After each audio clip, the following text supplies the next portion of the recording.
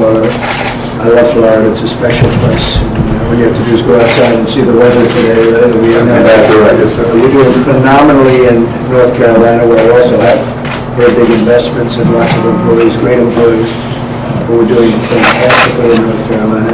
Ohio, we're up. Iowa, we're doing, I think we're 8 up in Iowa. We're doing great there. And I actually think we're leading. So we'll see. We'll know soon, 2 weeks. But I think we're leading, and I just want to say in terms of law enforcement, you are amazing people with tremendous courage. You have not been appreciated, and with me, you're going to be appreciated. I just want to say that. You're going to be appreciated. You've been treated with great disrespect, and it shouldn't happen. I think I've been endorsed by virtually everywhere I go. Even with the motor brigades and everything, a lot of them are volunteers. I had one the other day where I think there must have been 250 bikes, whether it was Seattle or someplace. It was so the most amazing thing you've ever seen. And we just left one. And these are people that are in your profession that volunteer for this duty. And there's a lot of love, and it's love both ways. And you have not been treated properly, I will tell you, for the job you do. And the problem is you'll do 100,000 wonderful events, and one bad when something happens. It could be a bad person. It happens in every profession, right? It could be or it could be a person that chokes, a person that makes a mistake. And that event will be on television for 2 weeks, and it's very unfair. It's very unfair. All of the good work gets washed away. So I understand what you're going through, but I am with you 1,000%. And I just see polls coming out of the military, where the military is likewise with me. And people, I guess, wearing uniforms, right? Make sure. That's right. He's not even wearing it.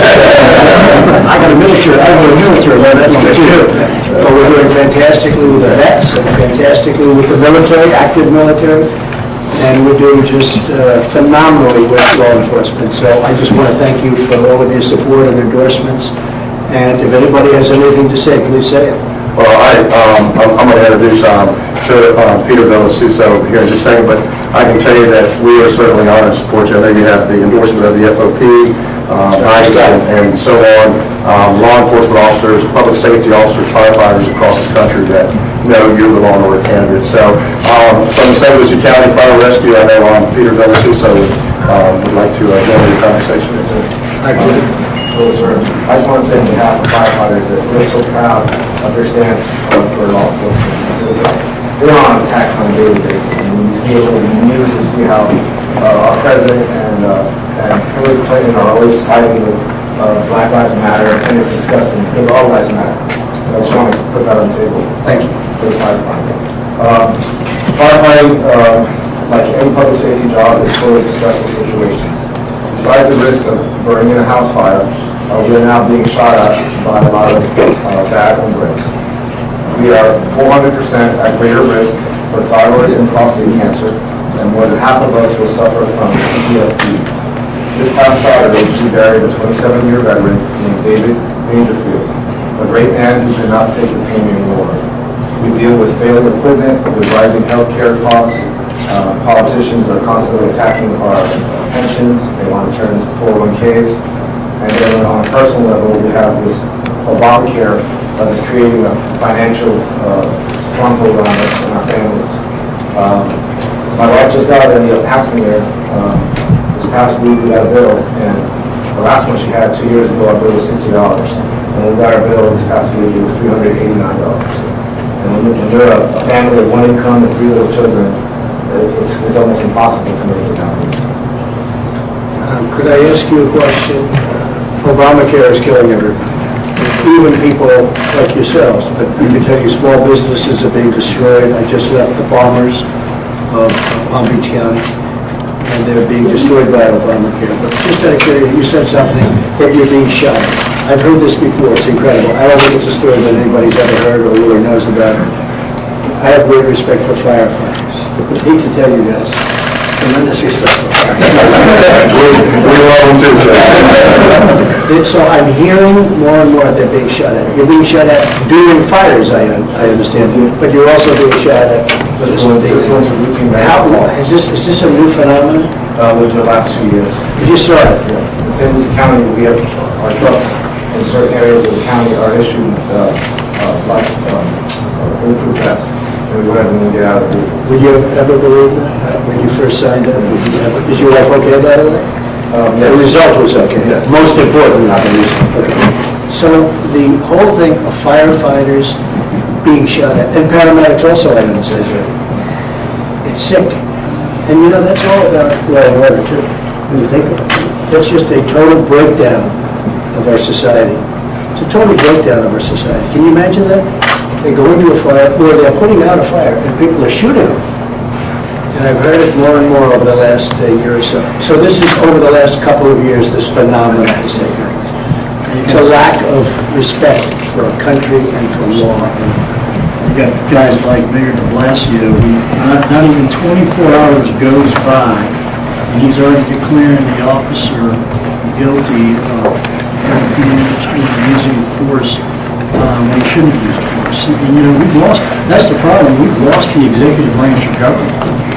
They've always, the executive branch of government used to always support, for the most part, law enforcement, public safety, and fire rescue. That's changed, and that's a seismic shift in America. You know exactly what I'm talking about, Mr. Trump. When you won't lose it, if I win. That's right. You know, you had the woman the other day who, a member of the police force, and she was so afraid to shoot the subject, who was, I guess, pretty well addicted to drugs and violent, that she had a very bad incident, but she just was afraid because of what it would mean, because she didn't want to go through that horrible situation. That has happened.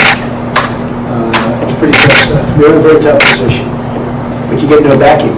You don't get any backing, so that'll change. Well, I think that's a resounding theme you would hear from everybody at this table, is we all partner together. We all work together. We may wear different uniforms, but we all know we depend on each other, and that we're the first line of defense. And for us, sitting at this table, and for the thousands and millions of law enforcement officers and firefighters and paramedics out there, we're glad to have somebody that's going to stand with us, and make the community safer and make our jobs safer as well. So that's why we're 100% behind you. And as I said, it'd be a resounding theme. Next to speak is retired Special Agent in Charge Joyce Donnelly from the Florida Department of Law Enforcement. She was actually my boss when I worked there, and I learned a lot from her. And by the way, Mayor Giuliani is here for all of you folks. You talked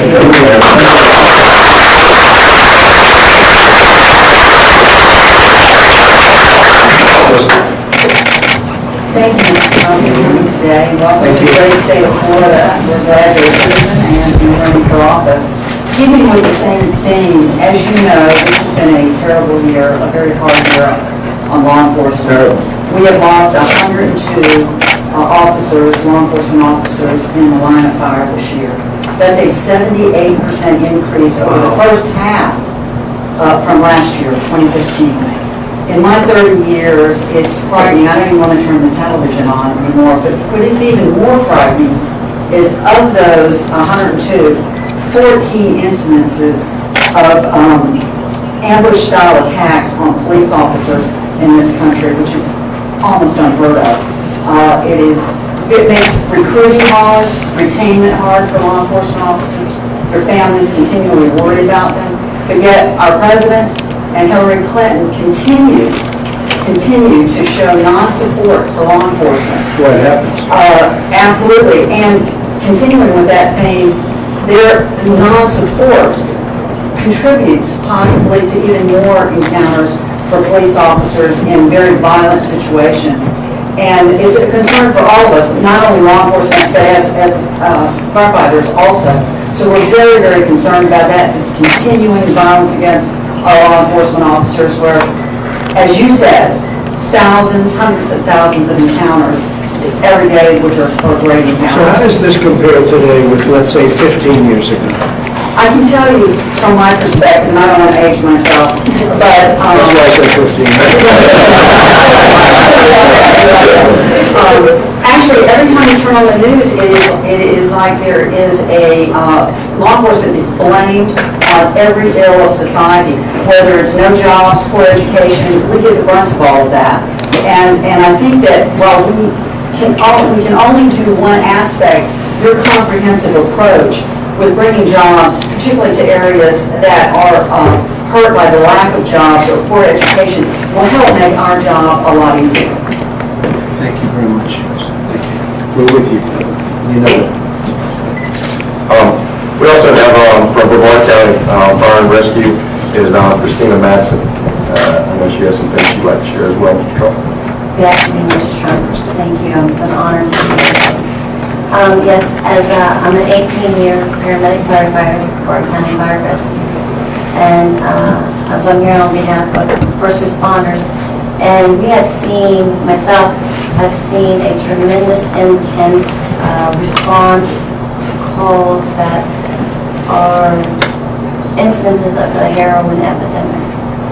The heroin, there used to be more the hydrocodones and oxycodone prescription narcotic overdoses that we would be on.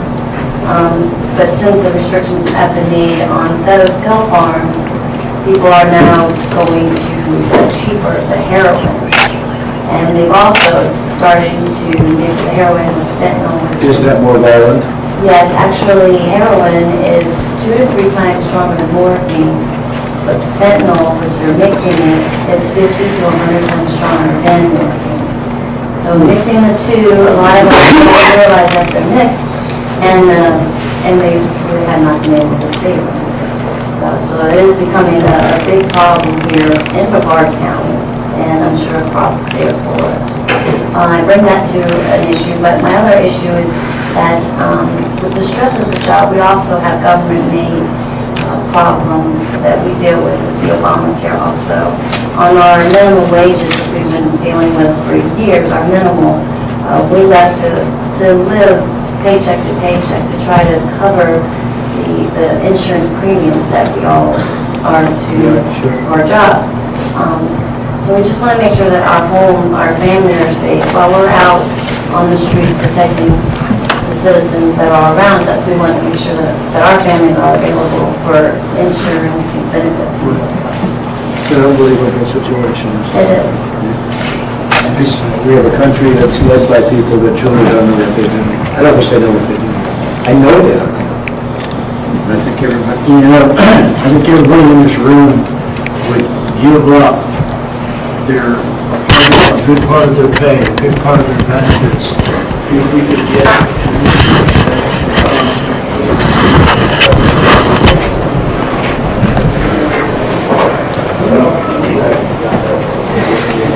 Is that everybody, John? All right, that's good.